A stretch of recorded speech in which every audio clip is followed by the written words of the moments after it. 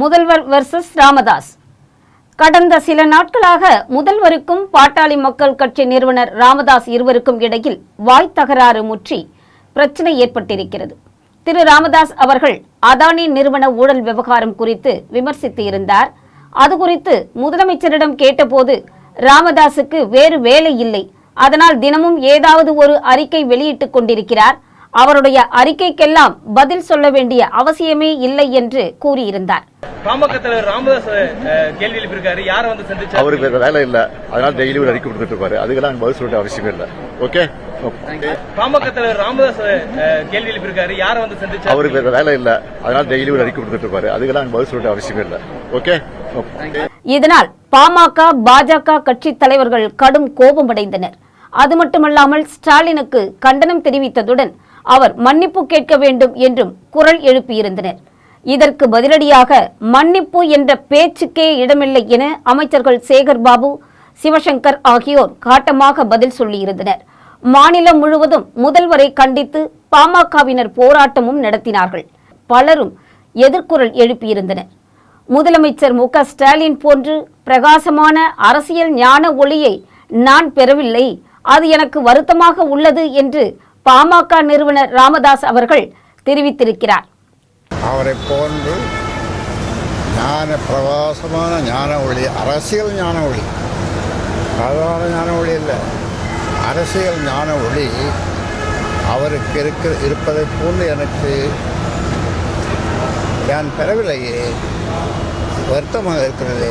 ராமதாஸ் அவர்களுக்கு வேறு வேலை இல்லாததால் தினம்தோறும் ஏதேனும் அறிக்கை விட்டுக்கொண்டே இருப்பார் என முதலமைச்சர் மு.க. ஸ்டாலின் அவர்கள் கூறியதற்கு அவரை போன்று பிரகாச அரசியல் ஞான ஒளி நான் பெறவில்லை என பாமக நிறுவனர் ராமதாஸ் அவர்கள் பதில் அளித்திருக்கிறார்.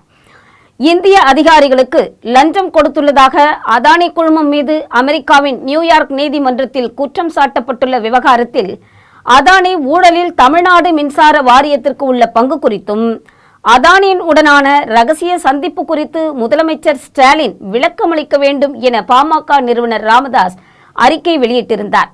இது தொடர்பாக பாமக நிறுவனர் ராமதாஸ் கேள்வி எழுப்பியதை குறித்தும் கேட்கப்பட்ட செய்தியாளர்களிடத்தில் பேசிய முதலமைச்சர் அவர்கள், ஏற்கனவே துறை சார்ந்த அமைச்சரே அது குறித்து பேசிவிட்டார், நிறுவனர் ராமதாஸுக்கு வேறு வேலை இல்லாததால் தினம்தோறும் ஏதேனும் அறிக்கை விட்டுக்கொண்டே இருப்பார், அதற்கெல்லாம் பதிலளித்துக் கொண்டே இருக்க வேண்டிய அவசியமே இல்லை என்று பதிலளித்திருந்தார். முதலமைச்சரின் இந்த கருத்திற்கு கண்டனம் தெரிவித்த அன்புமணி ராமதாஸ், இப்படி ஒரு முதலமைச்சரை பெறுவதற்கு தமிழகம் என்ன புண்ணியம் செய்ததோ, முதலமைச்சர் இந்த அளவிற்கு பதட்டம் அடைந்திருக்க தேவையே இல்லை, இந்த குற்றச்சாட்டுகள் குறித்து தமிழக அரசு விளக்கமளிக்க வேண்டும் என தெரிவித்திருக்கிறார். மேலும் மு.க. ஸ்டாலின் பேசியதற்கு கண்டனம் தெரிவித்து பல்வேறு மாவட்டங்களில் பாட்டாளி மக்கள் கட்சியினர் ஆர்ப்பாட்டத்தில் ஈடுபட்டதும் தெரிந்ததே. பல்வேறு மாவட்டங்களில் நடந்த ஆர்ப்பாட்டத்தில் கட்சி தொண்டர்கள் கைதும் செய்யப்பட்டனர். அவர்கள் தமிழ்நாடு முதலமைச்சர் சொன்ன வார்த்தைக்காக மன்னிப்பு கேட்க வேண்டும் என முழக்கங்களையும் எழுப்பியிருந்தார்கள். இந்த நிலையில்தான் விழுப்புரத்தில் 21 சமூக நீதி போராளிகளுக்கான மணிமண்டபம் அரசு சார்பில் கட்டப்பட்டிருக்கிறது. அந்த கட்டிடம் வரும் நவம்பர் 29ஆம் தேதி திறப்பு விழாவில் முதல்வர் ஸ்டாலின் கலந்து கொள்வார் என அறிவிக்கப்பட்டிருந்தது.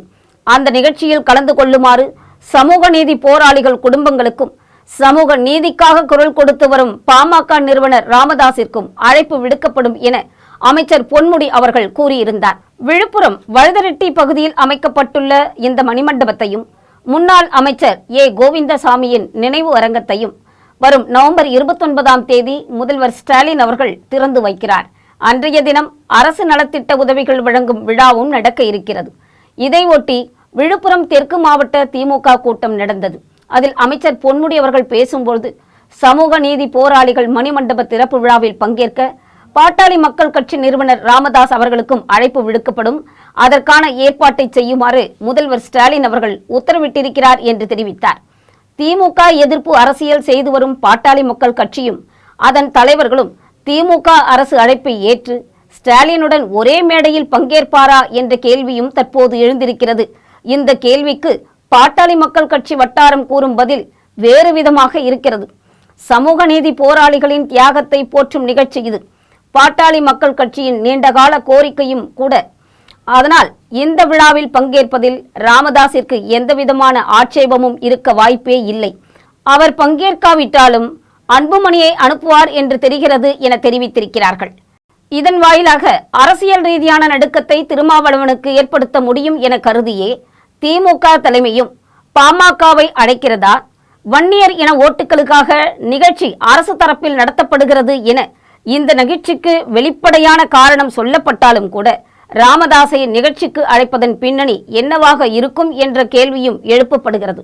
அடுத்து ஆளப்போகும் கட்சியுடன் தான் கூட்டணி என அன்புமணி தொடர்ந்து கூறி வரும் நிலையில் இந்த வாய்ப்பை பாட்டாளி மக்கள் கட்சி பயன்படுத்திக் கொள்ளுவதே சரியான அணுகுமுறையாக இருக்கும் என்ற நிலையில்தான் இருக்கிறது என்றும் கருத்து நிலவுகிறது.